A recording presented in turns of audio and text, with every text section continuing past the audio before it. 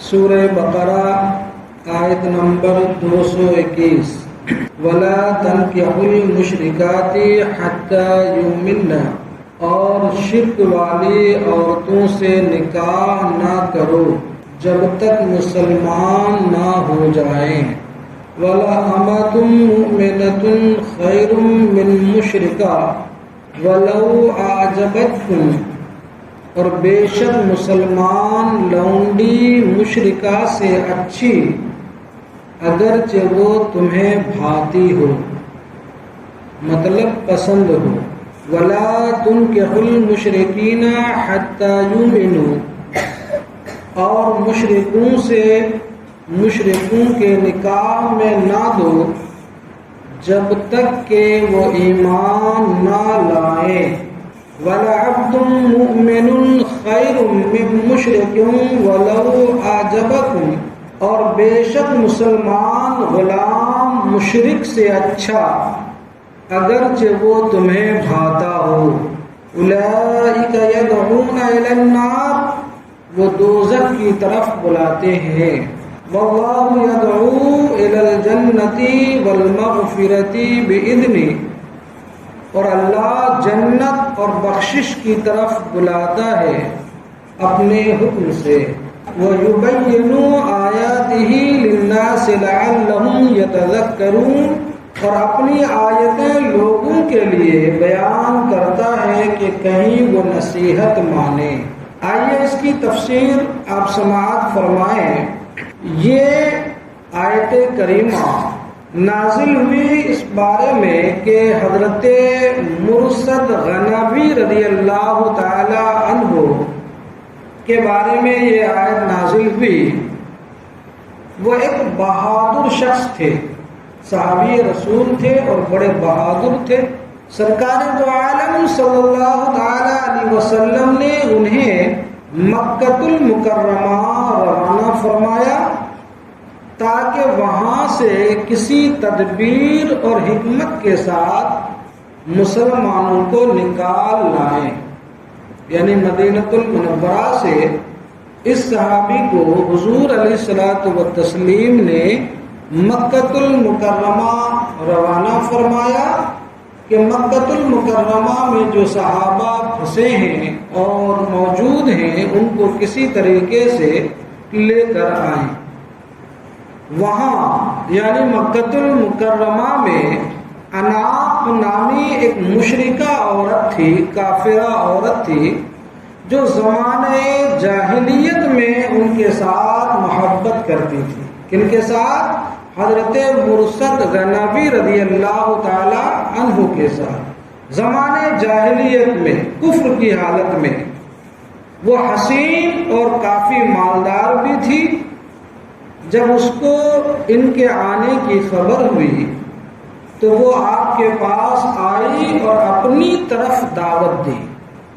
اپنی طرف دعوت دی یعنی معاذ اللہ رب العالمین اس نے اپنی سابقہ محبت کا واسطہ دے کر گناہ کی دعوت دی، معاذ اللہ رب العالمین زنا کرنے کی دعوت دی۔ آپ نے یعنی صحابی رسول صلی اللہ تعالی علیہ وسلم نے خوف الہی کی وجہ سے اس سے اعراض کیا، ادھر توجہ نہیں دی اور فرمایا کہ اسلام اس کی اجازت نہیں دیتا۔ سبحان اللہ، اسلام میں زنا کرنا تو بہت دور، دوائیے زنا یہ بھی حرام ہے، یعنی وہ کام، وہ فعل اور وہ حرکتیں اور وہ چیزیں جو انسان کو زنا تک پہنچائے، زنا کی طرف دعوت دے، وہ چیزیں بھی اسلام میں حرام ہے۔ مثلاً بوس و کنار اور لمس یعنی چھونا، یا پھر گفتگو اجنبی یا غیر محرم خاتون سے گفتگو کرنا وغیرہ، یہ دوائی زنا یعنی زنا کی طرف دعوت دینے والی چیزیں ہیں، یہ بھی اسلام میں ناجائز و حرام ہے۔ جائے کہ زنا کتنا بڑا گناہ ہے، تب اس نے نکاح کی درخواست کی. یعنی جب زنا سے صحابی رسول نے انکار کر دیا کہ اسلام میں اس کی ہرگز اجازت نہیں ہے اور میں مسلمان ہو چکا ہوں، تو پھر اس نے کہا کہ اچھا ٹھیک ہے، آپ مجھ سے نکاح ہی کر لیں. جب اس نے نکاح کی دعوت دی، نکاح کی درخواست کی، پیشکش کی، تو آپ رضی اللہ تعالیٰ عنہ نے فرمایا کہ یہ بھی رسول خدا صلی اللہ تعالیٰ علیہ وآلہ وسلم کی اجازت پر موقوف ہے. کیوں؟ اس لیے کہ اب ہم آزاد نہیں ہیں. نبی کا کلمہ پڑھ کر نبی کی غلامیت میں جب آ چکے ہیں، تو اب یہ نبی کریم صلی اللہ تعالیٰ علیہ وسلم کی اجازت پر موقوف ہے. پہلے حضور سے پوچھیں گے، دریافت کریں گے، استفسار کریں گے. اگر حضور نے اجازت میں رحمت فرما دی تو ٹھیک ہے، اور اگر سرکار نے منع فرما دیا تو پھر مجھ سے یہ بھی نہیں ہوگا. یہ صحابی رسول نے اس کو جواب دیا. چنانچہ پھر اپنے کام سے فارغ ہو کر، یعنی حضرت مرشد غنوی رضی اللہ تعالی عنہ جس مقصد سے مکہ المکرمہ گئے، اپنے اس کام کو پورا کرنے کے بعد نبی کریم صلی اللہ تعالی علیہ وسلم کی خدمت اقدس میں حاضر ہوئے تو صورتحال عرض کر کے نکاح کے متعلق دریافت کیا. یعنی اپنا قصہ، اپنا واقعہ حضور کو بیان کیا، اور نکاح کے متعلق بھی جو ہے دریافت کیا کہ حضور آپ اس بارے میں کیا ارشاد فرماتے ہیں. تو کہتے ہیں کہ اس پر یہ آیت کریمہ نازل ہوئی اور یہ حکم دیا گیا کہ مشرکہ عورت سے نکاح نہ کرو، اگرچہ وہ مشرکہ عورت حسن و جمال میں، کمال میں، دولت میں خوب سے خوبتر ہو. اس کے باوجود اگر اس کے مقابلے میں کوئی مومنہ اور مسلمہ عورت ہو اور وہ آزاد کے بجائے باندی ہو، کسی کی لونڈی ہو، اور اس کا آقا اسے نکاح کی اجازت دے دے، تو اس آزاد، خوبصورت اور مالدار خاتون جو کہ مشرکہ ہے، اس سے زیادہ بہتر وہ باندی عورت مسلمان ہے جو کہ مومنہ اور مسلمہ ہے. اور فرما دیا گیا کہ مشرکہ عورتوں سے نکاح کی اجازت نہیں ہے اگرچہ وہ تمہیں پسند ہوں. یعنی مشرکہ کافرہ اگرچہ تمہیں اس کے حسن و جمال کی وجہ سے پسند ہو، اس کی دولت کی وجہ سے پسند ہو، یا اس کے اعلیٰ خاندان اور اعلیٰ معیار کی وجہ سے جو ہے پسند ہو، اس کے باوجود بھی اس سے نکاح کرنے کی اجازت نہیں ہے. ہاں البتہ اگر وہ ایمان لے آئے، کلمہ پڑھ لے اور اسلام کے دائرے میں آ جائے، داخل ہو جائے اسلام میں، مومنہ ہو جائے، تو پھر اس سے نکاح کی اجازت ہو سکتی ہے. البتہ ایک بات میں آپ کو عرض کروں کہ کتابوں میں یہ جو آیا ہے کہ اہل کتاب یعنی یہودی و عیسائی عورت سے نکاح کی اجازت ہے اسلام میں، کہ کوئی مسلمان شخص چاہے تو یہودیہ اور عیسائی عورت سے نکاح کر سکتا ہے. اس سے آج کے دور میں اس وقت ہمارے نوجوان اور نوجوانوں کے سرپرستوں کو، خصوصاً وہ حضرات جو باہر کے ممالک میں رہتے ہیں، بڑی غلط فہمی کے شکار ہیں اور کہتے ہیں کہ اسلام میں یہودیہ اور نصرانیہ سے نکاح کرنا حلال اور جائز ہے. جس یہودیہ اور نصرانیہ سے نکاح کی اجازت ہے وہ یہودیہ حقیقت میں یہودیہ ہو، یعنی حضرت موسیٰ علیہ الصلوۃ والتسلیم کی شریعت اور حضرت موسیٰ علیہ السلام کو ماننے والی ہو، اہل کتاب ہو اور توریت پر اس کا ایمان ہو، اور ضروریات دین میں سے کسی بھی چیز کا وہ منکرہ نہ ہو. لیکن آج کے یہودیہ اور نصرانیہ یہ سب کے سب کیا ہوئے؟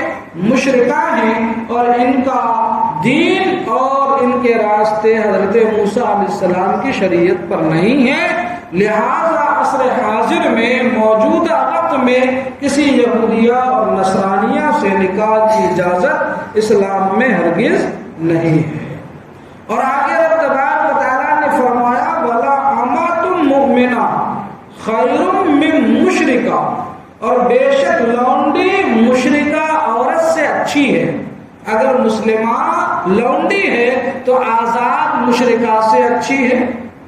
اس آیت کریمہ کی شان نزول یوں بیان کرتے ہیں مفسرین کہ ایک دن حضرت عبداللہ بن رواحہ رضی اللہ تعالی عنہ نے کسی خطا پر، کسی غلطی کی بنیاد پر اپنی باندی کو تماچا مار دیا۔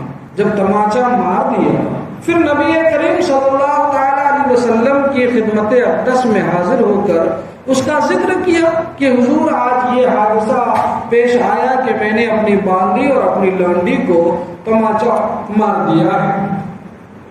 سرکار دو عالم صلی اللہ تعالی علیہ وسلم نے اس کی ایمانی حالت کے متعلق دریافت فرمایا تو وہ صحابی رسول یعنی حضرت عبداللہ بن رواحہ نے عرض کیا کہ وہ اللہ تعالیٰ کی وحدانیت اور حضور اقدس صلی اللہ تعالی علیہ وسلم کی رسالت کی گواہی دیتی ہے، رمضان کے روزے رکھتی ہے، اچھی طرح وضو کرتی ہے اور نماز بھی پڑھتی ہے۔ حضور پرنور صلی اللہ تعالی علیہ وآلہ وسلم نے فرمایا اب تو وہ مومنہ ہے، مسلمہ ہے۔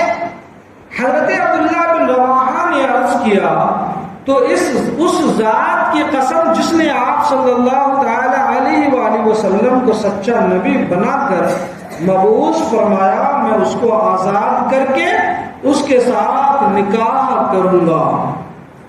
چنانچہ آپ نے ایسا ہی کیا کہ اپنے اس باندی کو آزاد کر دیا اور آزاد کر کے پھر اس سے آپ نے نکاح فرما لیا۔ اس پر لوگوں نے تانا زنی کی کہ تم نے ایک سیاہ فام کالی کلوٹی وہ بھی باندی کے ساتھ نکاح کیا، حالانکہ فلاں مشرکہ عورت جو کہ آزاد بھی ہے اور حسین بھی ہے، مالدار بھی ہے، وہ تم سے نکاح کرنے کے خواہاں ہیں، تو بجائے ان سے نکاح کرنے کے تم نے ایک کالی کلوٹی وہ بھی باندی سے نکاح کر لیا۔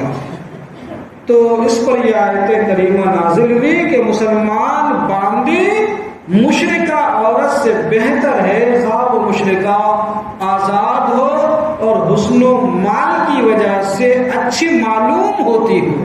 قرآن کے اس اسلوب کو ذرا غور فرمائیے، اگرچہ وہ اچھی معلوم ہو، یعنی تمہاری نظر میں وہ اچھی معلوم ہو، لیکن حقیقت میں جب وہ مشرکہ ہے، وہ کافرہ ہے، تو وہ اچھی معلوم ہونے کے باوجود بھی اچھی نہیں ہے۔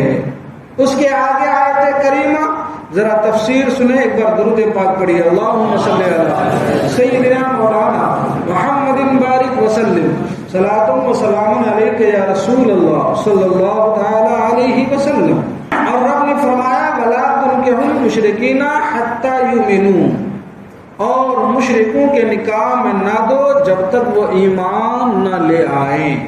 وہاں کہا کہ مشرکہ عورت سے نکاح نہ کرو، اور یہاں اولیاء خواتین سے مخاطب ہو کر رب ارشاد فرما رہا ہے کہ اے عورتوں کے اولیاء، تم اپنی ماتحت کی عورتوں، بیٹیوں، بھتیجیوں، بھانجیوں اور اپنی خواتین کا نکاح مشرک مرد سے نہ کرو۔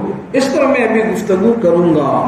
یہ عورت کے سرپرستوں سے خطاب ہے، جو عورت کے سرپرست ہیں، کہ اپنی مسلمان عورتوں کو مشرکوں کے نکاح میں نہ دو۔ مسلمان عورت کا نکاح مشرک و کافر کے ساتھ باطل و حرام ہے، وہ کیا ہوا نکاح ہوتا ہی نہیں ہے۔ مشرک و کافر لوگ تمہیں جہنم کی آگ کی طرف بلاتے ہیں، جبکہ اللہ تعالیٰ تمہیں اپنی مغفرت کی طرف بلاتا ہے اور تمہیں نصیحت فرمانے کے لیے تم پر اپنے احکام نازل فرماتا ہے۔ اس آیت میں آج کل کے مسلمانوں کے لیے بہت واضح حکم موجود ہے، بہت واضح حکم موجود ہے۔ کیا واضح حکم موجود ہے؟ کہ یہاں پر عورتوں کے سرپرستوں سے خطاب کیا گیا کہ اپنی خواتین اور اپنی عورتوں کا نکاح تم کسی مشرک کافر سے نہ کرو۔ اگر آپ غور کریں تو پتہ یہ لگا کہ عورت کو خود اس بات کا خطاب نہیں کیا گیا۔ کیوں؟ اس لیے کہ اگر کوئی عورت ہمارے معاشرے اسلام میں کوئی لڑکی خود سے اپنے نکاح کی بات کرے تو اس میں کئی خرابیاں ہوتی ہیں۔ ایک خرابی تو یہ ہوتی ہے کہ معاشرے کے لوگ اس کے تعلق سے اس کے حیا پر انگلیاں اٹھائیں گے، اور دوسری بات یہ ہے کہ عورتوں کو خصوصاً کماری لڑکیوں کو مردوں سے ممارست نہیں ہوا کرتی ہے، اور دنیا جہان کے حالات سے واقفیت نہیں ہوتی ہے، اور تجربات نہیں ہوتے ہیں۔ تو تجربات نہ ہونے کی بنیاد پر، دنیا و جہان کے حالات سے واقفیت نہ ہونے کی بنیاد پر، اور لوگوں کے مکر و فریب سے واقفیت نہ ہونے کی بنیاد پر وہ نقصان پر بیٹھیں گے، اپنا نقصان کر لیں گے، اور اس پر تجربات بھی شاہد ہیں۔ آپ اپنے ماتھے کی آنکھوں سے اکثر و بیشتر یہ باتیں دیکھتے ہی رہتے ہیں۔ آج نکاح کیا ہے؟ نکاح کو اگر آپ غور فرمائیں تو نکاح یہ عبادت ہے، نکاح زہد و تقویٰ کا ذریعہ ہے۔ حدیث پاک میں نکاح کو نصف ایمان کی حفاظت کا ضامن کہا گیا ہے۔ سرکار علیہ السلام نے فرمایا جس نے نکاح کر لیا اس نے اپنا آدھا ایمان بچا لیا۔ نکاح کو شریعت مطہرہ میں غض بصر کا باعث قرار دیا گیا ہے کہ انسان نکاح کر لے تو پھر نکاح کے بعد مرد کی نگاہ حیا سے جھک جاتی ہے اور جھکی رہتی ہے، اور نکاح یہ خود بھی ایک عبادت ہے۔ علامہ نے فرمایا کہ نکاح کے معاملات میں مشغول و مصروف ہونا نفلی عبادت میں لگے رہنے سے زیادہ افضل اور بہتر ہے، زیادہ ثواب کا کام ہے، نوافل سے بہتر نکاح کے معاملات میں مشغول ہونا ہے۔ نکاح جب انسان، حضور علیہ الصلوۃ والتسلیم نے فرمایا کہ اے نوجوانوں کی جماعت، اگر تم اپنی بیوی کے خرچے، ان کے نان و نفقہ، سکنا اور ان کی ضروریات کو برداشت کرنے کی طاقت رکھتے ہو، اٹھا سکتے ہو، اسے آپ جو ہے تو پھر تمہارے لیے بہتر ہے کہ تم نکاح کر لو۔ دوسری چیز یہ ہے کہ نکاح جب اولاد، چاہے وہ لڑکے ہوں چاہے وہ لڑکیاں ہوں، جب وہ بلوغیت کے عمر کو پہنچ جائیں، بالغ ہو جائیں، اور ان کے کفوں میں لڑکا میسر آ جائے تو پھر اس کا نکاح کر دینا چاہیے۔ اور لڑکے کا انتخاب کرنے میں سرپرستوں کو اس بات کا بے حد خیال رکھنے کی ضرورت ہے کہ اپنے ماتحت خواتین کے لیے آپ جس دولہا اور جس لڑکے کا انتخاب کرتے ہیں آپ اس میں کیا دیکھیں۔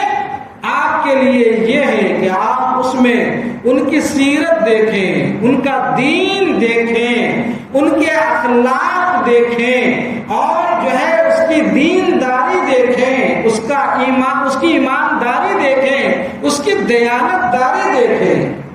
انتہائی افسوس کی بات ہے کہ آج ہمارے معاشرے میں یہ چیزیں یکسر چھوڑ کر یہ دیکھا جاتا ہے کہ لڑکا پیسے والا ہے یا نہیں، لڑکا جو ہے باہر ممالک میں جاب پر ہے یا نہیں، نوکری ہے یا نہیں، کافی خطیر رقم کماتا ہے یا نہیں کماتا ہے۔ اگر لڑکے کے پاس پیسے کافی ہیں، دولت وافر انداز میں ہے، گھرانہ اونچا ہے، تو پھر انسان اپنی اپنی بہن کا رشتہ اسے دے دیتے ہیں، اور یہ تک نہیں دیکھتے کہ وہ اس قابل ہے بھی یا نہیں کہ ان کے وہاں رشتہ کیا جائے اور اسے اس کی نکاح میں اپنی بہن بیٹیوں کو دیا جائے، جبکہ اس کا ایمان دیکھنا کہ وہ عقیدے میں درست ہے یا نہیں، اس کا ایمان درست ہے یا نہیں، وہ بدعقیدہ تو نہیں ہے، وہ مرتد تو نہیں ہے، ارتداد کی دلدل میں دھسا ہوا اور پھنسا ہوا تو نہیں ہے۔ آپ کو میں عرض کروں، تفاسیر کی کتابوں میں آتا ہے، علماء نے تحریر فرمائے ہیں کہ اس سے پہلے جو آیت کریمہ جو شراب کے تعلق سے میں نے تفسیر آپ کے سامنے عرض کی تھی، اس کے تحت بھی آتا ہے کہ عورتوں کے وہ سرپرست حضرات جو اپنی بہن یا بیٹی کا نکاح کسی نشیری اور شرابی کے ہاتھ میں دیتا ہے تو گویا وہ اپنی بہن بیٹی کو ایسے شخص کے قبضے میں دیتا ہے جو اس کے ساتھ رات دن زنا کرے، معاذ اللہ رب العالمین۔ اور اس کی وجہ بتایا ہے کہ شرابی اور نشیری جب نشے میں دھت ہوتا ہے تو اس کی عقل زائل ہو جاتی ہے اور عقل معاف ہو جاتی، اور نشے کی حالت میں آ کر بیوی کو طلاق دے دیتا ہے، اور جب نشے کا نشہ اڑتا ہے تو پھر اس بات سے مکر جاتا ہے اور کہتا ہے کہ نہیں میں نے ایسا نہیں کیا، اور اس کو اپنی نکاح میں بغیر شرعی طور طریقے سے اسے حلال کیے بغیر اپنے پاس رکھتا ہے، تو اس کے بعد جب وہ طلاق اس کی واقع ہو گئی اور اس نے نشے کی حالت میں ہی صحیح کیوں نہ طلاق بھی واقع ہو گئی اور بعد میں وہ اس کی نکاح سے نکل گئی، تو اب اس کے ساتھ تو زناکاری ہی ہے، اور جو اولادیں پیدا ہو، اللہ اکبر۔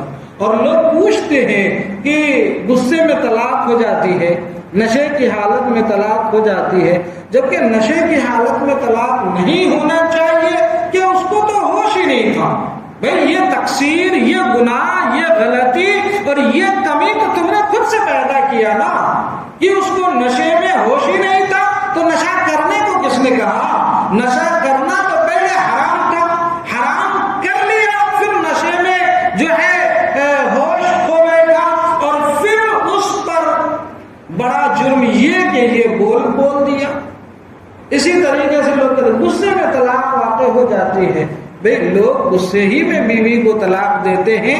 آج تک کسی کا قصہ آپ نے سنا ہوگا کہ کوئی اپنی بیوی سے بہت محبت کرتا ہو، بہت پیار کرتا ہو، اور یہ کہے کہ جان من میں آپ سے بہت ہی محبت کرتا ہوں، آپ کی خدمت سے میں بہت ہی زیادہ خوش ہوں، لہذا تمہاری خدمت کے بدلے میں تجھے معاذ اللہ رب العالمین نکاح سے آزاد کرتا ہوں، طلاق دیتا ہوں۔ ایسا کسی نے کہا؟ نہیں، جھگڑے ہوں گے، غصے ہوتے ہیں، تبھی جا کر کے طلاق ہوتی ہے۔ لہذا اس طریقے کے ہیلے بہانے اور اس طریقے کے جو ہے ناجائز طریقے ڈھونڈنے کی کوشش نہ کریں، کہ جو شریعت کا حکم ہے وہ شریعت کے حکم پر ہم نے چلنا ہے۔ اپنی طبیعت کے حساب سے اگر ہم راہیں اور راستے نکالنا چاہیں تو طبیعت کے حساب سے راہیں اور راستے نہ نکل سکے۔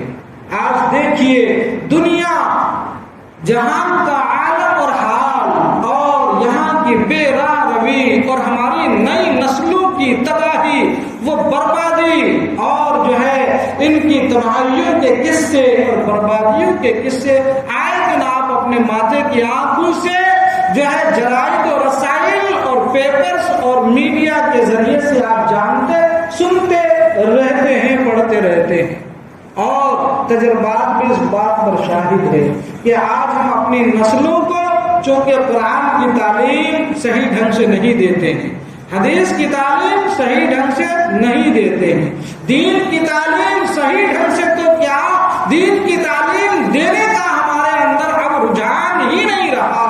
اپنی بیٹیوں کو ہم دین سکھاتے ہی نہیں ہیں، اور جب ہم نے ان کو دین کی تعلیم دیا نہیں، دین کی طرف اس کا رجحان اور اس کی توجہ دلایا ہی نہیں، اور اسی بے دینی، بے رغبتی، لا دینی اور دین سے دوری کے ساتھ وہ پروان چڑھ کر ایک ہوش ربا ماحول میں اپنی جوانی کی دہلیز پر قدم رکھ کرتی ہے تو اب وہاں تو چونکہ نہ ان کے ذہن میں فاطمہ رضی اللہ تعالی عنہا کے تقدس کی جو ہے داستانیں ہیں، نہ حضرت زینب کا صبر ہے، نہ ازواج مطہرات کے مقدس زندگیوں کی روایات ہیں، نہ اسلام کی پابندیاں انہیں بتائی گئی ہے، نہ قرآن کی آیتوں کے ترجمے سکھائے گئے ہیں، نہ حجاب کا ترجمہ بتایا گیا، نہ حجاب سکھایا گیا، نہ حیا کی اہمیت بتائی گئی، نہ پردے کی اہمیت بتائی گئی، اور نہ ہی جو ہے اسلام اور شریعت مطہرہ کے دائرے میں رہ کر زندگی گزارنے کے اسباب ان کو پڑھائے گئے، تو اب وہ بے راہ روی کا شکار ہوتی چلی جاتی ہے۔ اور عالم یہ ہوتا ہے اس بے راہ روی کا کہ آئے دن اگر آپ سینے میں درد مند دل رکھتے ہیں تو آپ کی آنکھوں میں خون کے آنسو آ جائے۔ آئے دن آج جو ہے چاروں طرف اس یہ خبریں آتی ہے کہ مسلمان ہی نہیں بھائی، دیندار گھرانوں کی بچیاں اور لڑکیاں غیروں کے ساتھ، مشرکوں کے ساتھ، کافروں کے ساتھ راہ فرار اختیار کر لیتی ہیں، اور معاذ اللہ رب العالمین ایک ڈھونگ کی محبت، اسے محبت تو کیا کہیں، وہ کہیے جسمانی پیاس اور جو ہے حوث اور شہوت کی شدت کو یہ آوارہ اور نکمے اور نکھٹو اور دین سے دور لوگوں نے محبت کا نام، عشق و پیار کا نام دے کر جو ہے آئے دن زنا کاری کے اڈے جو ہے کیا کہتے ہیں آباد کیے ہوئے ہوتے ہیں۔ اور عالم یہ ہوتا ہے کہ ایک دن ایسا ہوتا کہ وہ ان گناہوں کے دلدل میں اتنا پھنستے چلے جاتے ہیں کہ پھر شادی اور بیاہ اور نکاح اور ساتھ رہنے کے لیے جو ہے معاذ اللہ رب العالمین اپنا دین تک چھوڑ دیتے ہیں، کفر اختیار کر لیتے ہیں، ارتداد اختیار کر لیتے ہیں اور اپنا دین چھوڑ جاتے ہیں، مرتد ہو جاتے ہیں۔ مرتد ہونا کس کو کہتے ہیں؟ کسی مسلمان کا دل دین سے پھر جانے، احکام اسلام کو نہیں ماننے یا کسی حکم شرعی سے انکار کرنے کو شریعت کی اصطلاح میں ارتداد کہا جاتا ہے، مرتد ہو جانا کہا جاتا ہے، اور آج یہ عائے دین ہو رہا ہے۔ اور یہ ارتداد جو ہے بے پناہ ہمارے معاشرے میں آ رہے ہیں۔ اس کے اسباب کیا ہیں؟ ارتداد کے اسباب جو میں نے عرض کیا کہ ان کے بہت سے اسباب ہیں، لیکن ان میں سے ایک سبب اور اہم سبب کیا ہے؟ بے پردگی، بے حیائی، اور جو ہے بے حیائی، بے پردگی اور بلا حجاب گھروں سے باہر ہونا دین سے بیزاری کا موقع یہ فراہم کرتی ہے۔ کیوں؟ حیا ایمان کا اہم حصہ ہے۔ اگر انسان کے اندر حیا کی کار فرمائی نہ ہو پھر وہ جو چاہے کرے۔ فارسی میں کہا جاتا ہے بے حیا باش ہر چخائی کو، بے حیا ہو جا، جو من میں آئے جو جی میں آئے وہ کرو۔ تو جو بے حیا ہو جائے، جس کو حیا اور شرم اور عار کا جو ہے خوف نہ ہو، پھر وہ بے حیا انسان جو چاہتا ہے وہ کرتا ہے۔ حیا کے بغیر انسان بے لگام ہو جاتا ہے۔ جس طرح بغیر روح کے جسم کھڑا نہیں رہ سکتا، اسی طرح بغیر حیا کے ایمان زندہ نہیں رہ سکتا۔ اور آج ہمارے گھروں میں، ہمارے معاشرے میں یہ بات فنا ہوتی جاتی ہے۔ حیا کی پہچان پردے سے ہوتی ہے۔ حیادار کون ہے؟ ان کی کئی علامتوں میں سے ایک علامت ہے حجاب، پردہ۔ اس لیے اسلام میں پردے کو بڑی اہمیت دی گئی، یہاں تک کہ اسلام نے عبادات میں بھی عورتوں کو پردہ کرنے کا حکم دیا ہے۔ باہر جانا تو چھوڑیے، آپ نے یہ مسئلہ جانا کہ نہیں جانا، سنے کہ نہیں سنے علماء سے؟ ایک عورت ہے، نماز پڑھتی ہے، گھر میں ہے، گھر میں نہیں، گھر کے اندر تہ خانے میں ہے، اور اس تہ خانے میں اسے کوئی دیکھنے والا وہاں موجود نہیں ہے، اس کے باوجود اسے حکم ہے کہ کلائی اور پاؤں کے ٹکنے اور جو ہے یہ چہرے کا حصہ، کلائی کے بعد یہ اور ٹکنے سے نیچے پاؤں کے تلوے اور اوپر کے تسمے باندھنے کا حصہ اور یہ سامنے کے چہرے کا حصہ، یہ چھوڑ کر اس اندھیری کوٹھری میں بھی اگر نماز پڑھتی ہے تو وہاں بھی پردہ لازم ہے۔ اگر سر سر کے بال کا رنگ بھی اتنا خفیف اور باریک اور پتلا دوپٹہ اوڑھ کر نماز پڑھتی ہے کہ سر کے بال کی سیاہی کالے پن کا رنگ باہر سے جھلکتا ہے تو نماز نہیں ہوتی. اللہ اکبر. جب عبادت کے اندر پردے کے اتنا اہتمام کرنے کا حکم ہے تو جو خاتون اپنے گھر سے باہر جا رہی ہوتی ہے، خواہ کسی کام کے لیے اسکول جا رہی ہوں، کالج جا رہے ہوں، میڈیکل جا رہی ہوں، ہاسپٹل جا رہی ہوں، شادی بیاہ میں جا رہی ہوں، یا لوگوں کے اجتماعی اجتماع میں جا رہی ہوں، یا کہیں بھی جا رہی ہوں، نوکری چاکری جو بھی آج کل یہ ساری بے حیائی کے راز اختلاط مرد و زن، مرد و عورت کا مل کر ایک جگہ کام کرنا، ایک جگہ پڑھنا، ایک جگہ لکھنا، ایک جگہ صبح و شام کرنا، ایک جگہ روز و شب گزارنا، یہ سب جو ہے ساری برائیوں کی جڑ اور تمام برائیوں کے اسباب میں سے سبب خاص ہے. بے پردے کے اغراض و مقاصد میں حیا کو قائم رکھنا یہی مقصود ہے. عورتوں کا پردہ کرنا یہ صرف اسلامی حکم نہیں بلکہ فطری عمل بھی ہے. بے پردگی نہ صرف اسلام سے بغاوت ہے بلکہ فطرت کے خلاف بھی ہے. انسانی جو فطرت ہے اس کے بھی خلاف ہے. عورتیں زیب و زینت کی نمائش کرتی ہیں، اپنے جسم کے نشیب و فراز کو نہ چھپائے. اس کا مطلب ہے کہ وہ اپنے جنس مخالف کو اپنی طرف متوجہ کر رہی ہے. اب اس کا مخالف جو مخالف جنس کا ہے، جنس مخالف ہے، یعنی اپنے زبان میں یوں کہہ لے کہ عورت کے مقابلے میں جو مرد ہے وہ مرد مسلمان بھی ہو سکتا ہے اور وہ مرد کافر اور مشرک بھی ہو سکتا ہے.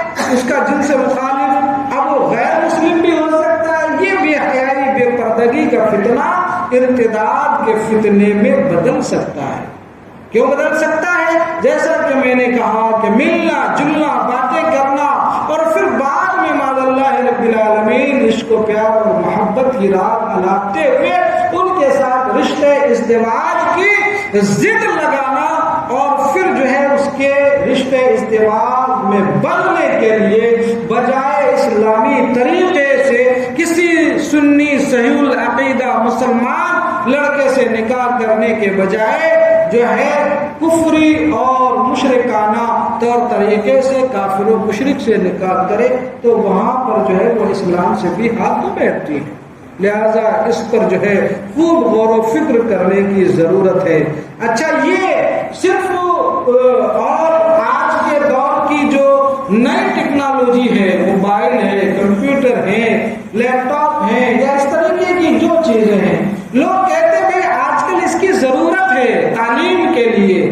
بھائی ضرورت ہے، ہر دم تو ضرورت نہیں ہوتی نا. جتنی ضرورت ہوتی ہے اتنی ضرورت کے لیے انہیں موبائل اور اس طریقے کی چیزیں دے دیا کرے، لیکن جب ضرورت پوری ہو جائے تو ان کے ہاتھ سے لے لیں اور جو ہے ان کے اوپر گہری نظر رکھیں. آپ کی بچیاں بڑی ہو گئی، حد شہوت کو پہنچ گئی، یہ مسلمانوں پر لازم ہے کہ وہ اپنی بچیوں پر، اپنی بچی نہیں بلکہ اپنے بچوں پر بھی عقابی نظر رکھے.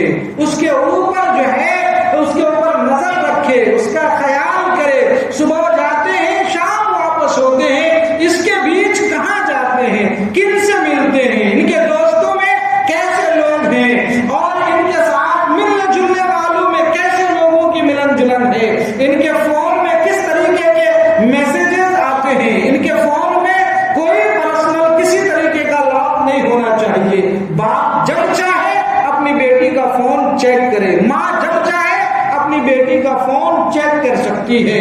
اس میں خصوصی اور اہم رول گھر کی والدہ کی ہوتی ہے کہ بیٹی اگر حد شہوت بلوغیت کی عمر کی طرف جا رہی ہے تو اس کے اوپر چیل کی نظر رکھے. جس طرح چیل کی نظر گوشت کے ٹکڑوں پر ہوتی ہے اسی طرح ماں کی نظر اپنی بیٹیوں کے اوپر ہونی چاہیے اور باپ کی نظر اپنے بیٹوں پر ہونا چاہیے.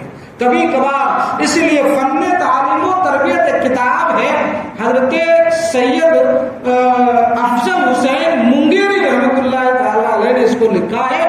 ہمارے مطالعے میں یہ کتاب گزری ہے، اس میں لکھا ہے کہ اپنے بچوں کے اخلاق کو چیک کرنا ہو تو کبھی کبھار اپنے بچوں کو بتائے بغیر ان سے یہ ضرور آپ کہیں کہ آپ کے جو بہت ہی گہرے دوستوں کی جماعت ہے، اپنے احباب کو اپنے گھر کھانے کی دعوت کریں، انہیں اپنے گھر بلائیں، چائے پر بلائیں، ملنے کے لیے بلائیں، کبھی کبھار ان کے دوستوں کے گھروں کے چکر لگایا کریں، کھانے پر آئیں گے، چائے پر آئیں گے، آپ کو پتہ چل جائے گا کس گھر کا بچہ آپ کے ساتھ دوستی کر رہا ہے، کس طریقے کے ماحول میں آپ کا بچہ اٹھنا بیٹھ رہا ہے، کس سے ملتا جلتا ہے، آپ کی بچیاں کس سے ملتی جلتی ہے، ان باتوں پر نظر رکھنا ضروری ہے۔ ورنہ اگر ان باتوں کا اور بہت ساری باتیں ہیں جس کو آپ عقل مند اور باشعور لوگ، پڑھے لکھے لوگ ویسے بھی سمجھ سکتے ہیں، ان چیزوں پر نظر رکھنے کی ضرورت ہے۔ اب کوئی کہے کہ نہیں، میری ایک مثال کے طور پر یہ میری بات کسی کو لگنی نہیں چاہیے، جو بزرگوں نے، دانشوروں نے، عقل مندوں نے کہا ہے وہ میں آپ کو عرض کرتا ہوں۔ کوئی اگر یہ کہے کہ میری بیٹی پاکیزہ ہے، میری بہن بڑی جو ہے نیک ہے، میں بھی کہتا ہوں بالکل نیک ہے، پاکیزہ ہے، اس میں کوئی دو رائے نہیں ہے، لیکن عقل مندوں نے کہا ہے کہ اگر کوئی بیوقوف یہ کہے کہ ایک لکڑی سوکھی ہے اور دیمک سے کھائی ہوئی ہے، انگلی سے ٹھوکر مارو تو اس سے گردے اور برادے جڑ رہے ہیں، اور اس کو تم یہ تصور کرو کہ ماچس کی تلی بہت چھوٹی ہے، اس کی آگ اس بڑی لکڑی کو لگ نہیں سکتی، اس سے بڑا بیوقوف دنیا میں کوئی پیدا ہی نہیں ہو سکتا۔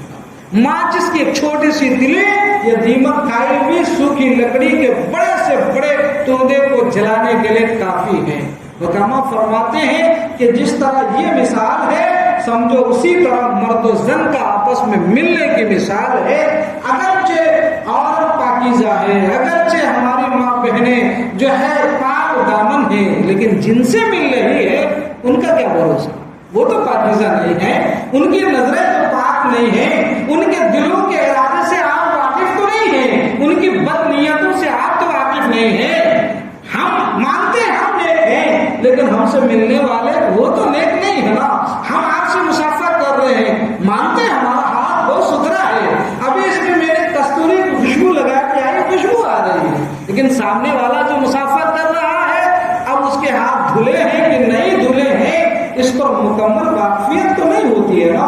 اس کا مطلب یہ نہیں کہ مسافہ کرنے سے منع کر رہا ہوں، ایک مثال کے طور پر آپ اپنے تعلق سے کہہ سکتے ہیں کہ آپ نیک ہیں، لیکن سامنے والے کے بارے میں تو آپ نہیں کہہ سکتے کہ وہ کتنا نیک اور کتنا سچا ہے۔ اور ایک دن وہ آتا ہے جب لوگ اس پر نظریں اور جو ہے غور و فکر نہیں کرتے، تو اللہ اکبر، ایک دن آتا ہے کہ ہمارے بچوں میں سے کسی بھی بچہ یا بچی کا غلط قدم غلط راہوں کی طرف اٹھ جائے اور گناہوں کی دلدل میں وہ اتنا پھنس جائے کہ پھر اپنی منزل کی طرف پلٹنا بھی چاہے تو پلٹنے کے راہیں اگر ان کے مسدود ہو جائے اور اس کے لیے یہ مجبوری بن جائے کہ وہ راہ فرار اپنے گھر سے اختیار کر لے، تو بتاؤ اس گھر کا معاشرے میں جیتے جی اور زندہ رہتے ہی جنازہ نکلتا ہے کہ نہیں نکلتا ہے؟ کسی باپ کی جوان بیٹی بھاگ جائے، وہ باپ کا جنازہ مرنے سے پہلے اٹھ جاتا ہے۔ کسی ماں کی جوان بیٹی کسی کے ساتھ رائے فرار اختیار کر لے، اس کا جنازہ تو جیتے جی اٹھ جاتا ہے۔ اور اگر معاذ اللہ رب العالمین اگر کوئی مسلمان لڑکی کسی غیر مرد اور غیر مشرک اور کافر کے ساتھ فرار ہو جائے، مرتد ہو جائے، اسلام چھوڑ دے، تو پوری معاشرے اسلام، قوم مسلم کے لیے وہ شرمندگی کے باعث بن جاتی ہے کہ نہیں بن جاتی؟ سر اٹھانا مشکل ہو جاتا ہے۔ جسے آپ نے اتنے لاڈ و پیار سے پالا پوسا، جسے ہم نے اپنے خون پسینے کی کمائی کھلا کر لاڈ و پیار لٹا کر اسے جب تیار کیا، جب ہماری پگڑی اور ہماری لاج رکھنے کی باری تھی، تب وہ ہماری پگڑیاں اچھال کر ہماری لاج، ہماری حیا، ہمارا غرور، ہماری شرم اور ہماری آن، ہماری بان کو اپنی ناجائز تعلقات کی بنیاد پر، اپنے ناجائز تعلقات کی جوتیوں کے ٹھوکروں پر اور نیچے رون کر راہ فرار اختیار کرتی ہے، تو بتاؤ ہم جیتے جی اسی دن ہمارا جنازہ اٹھتا ہے کہ نہیں اٹھتا ہے؟ لہذا نالیوں کے پانی جو چھوٹے اور کم تعداد میں بہتے ہیں، اس کے منہ اسی وقت بند کر دینا مناسب ہے۔ اگر وہ سیلاب کی صورت اختیار کر لے تو پورا کا پورا معاشرہ مل کر اسے روک نہیں سکتا۔ اگر کسی کے قدم غلط راہ کی طرف اٹھ رہے ہیں، جب قدم اٹھنا چاہے تب بھی اس کے اوپر لگام کس دیں، ورنہ اٹھ کر دلدل میں پھنس جائے تو پھر انہیں راہ حق پر لانا بڑا مشکل ہے۔ اس لیے قرآن نے کہا، اس لیے رب کا فرمان ہے، اور نکاح کرنے کا مقصد بھی یہی ہوتا ہے کہ اس سے جب آپ نکاح کرتے ہیں تو مقصد کیا ہوتا ہے؟ کچھ چیزیں میں نے بتائی، ایک مقاصد میں سے کچھ یہ مقصد بھی ہوتے ہیں کہ نیک اولاد ملے، صالح اولاد اس سے حاصل ہو۔ جتنے علماء، صلاحہ، متقی، پرہیزگار، اقطاب، اوتاد، ابدال، افراد، اغواص، یہ سارے کے سارے نجابہ یہ سب پیدا ہوئے، دنیا میں آئے۔ ان کے آنے کے اسباب کیا ہیں؟ ماں باپ کا ملن ہی ہے، جائز اور حلال طریقے سے۔ تو ایسے ہی جائز اور حلال اولاد حاصل کرنے کے لیے انسان نکاح کرتا ہے۔ اور شادی کرنے سے پہلے تمام نوجوان بچوں کو یہ پیغام آپ عام کر دیں، صرف شادی کرنے کا مان نہیں ہے، شادی باہر جانے کے لیے نہ کرو، شادی تو کرو اس لیے کہ اس سے نیک اولاد حاصل ہو، اور جس عورت سے نکاح کرتے ہو، جس لڑکی سے، اس کا دین، اس کا عقیدہ، اور جو ہے تسلف الدین، اس کی سیرت اور اس کا حیا، اس کی پاکیزگی، اور جو ہے اس کے طور طریقے یہ دیکھو، تاکہ اس سے جو اولاد آپ کو نصیب ہو اس کی بھی تربیت اچھی اور ستھری ہو۔ ورنہ صبح اٹھ کے آپ تو پیسے کمانے کے چکر میں صبح ہی گھر سے پر ہو جاتے، پیچھے تو رہ جاتی ہے ماں۔ اب جب ماں رہ جاتی ہے تو وہ ماں پر جو ہے ڈپینڈ کرتا ہے، ماں کے اوپر ہے کہ اب وہ ماں کس کردار کی حامل اور کس بلندی اخلاق کی حامل خاتون ہے کہ وہ اپنے اخلاق اور کردار کو دھیرے دھیرے اپنی اولاد پر منتقل کر رہی ہوتی ہے۔ اگر اچھی ہے تو فبہا، اور اگر خدا نہ کرے نہیں ہے اچھی تو پھر آپ کی اولاد کی تربیت کیسی ہوگی آپ اندازہ لگا سکتے ہیں۔ ماں اگر عاشق مصطفیٰ، عاشق اولیاء اور صلاحہ، صحابہ، تابعین، تبع تابعین، ائمہ مجتہدین و شہداء ہیں تو پھر اپنے بچے کو بھی عاشق رسول اور عاشق مصطفیٰ بنائیں گے۔ اور اگر ماں کے اندر ہی وہ بات نہ ہو تو پھر آپ باہر چاہے کتنا بھی کچھ کر لیں، کما کر شام کو آئیں اور کتنے بھی فاتحہ نیاز میلاد کا انتظام کریں، آپ دودھ پھرنی پکا کر گھر رکھ دو، صبح آپ چلے گئے، پتہ لگا کسی اور نے کھا لیا، نہ ہاتھ اٹھا، نہ جو ہے تلاوت ہوئی اور نہ کچھ ہوا۔ یہ ساری باتیں آپ اپنے ذہن میں ضرور رکھیں، پھر اس کو رکھ کر نکاح کریں اور نکاح کے ماحول کو پاک اور ستھرا بنائیں تو انشاءاللہ تعالی نکاح یہ باعث سے برکت والا عمل ہے۔ ان چیزوں کو نظروں میں رکھ کر نکاح کریں گے تو انشاءاللہ گھر میں خیر اور برکت کی آمد ہوگی، اور آنے والا دن آپ کی زندگی کے لیے بہتر اور اچھا ہوگا۔ اللہ تعالی ہم سبوں کو قرآن اور حدیث کی روشنی میں زندگی گزارنے کی توفیق عطا فرمائے۔ وآخر دعوانا الحمدللہ رب العالمین۔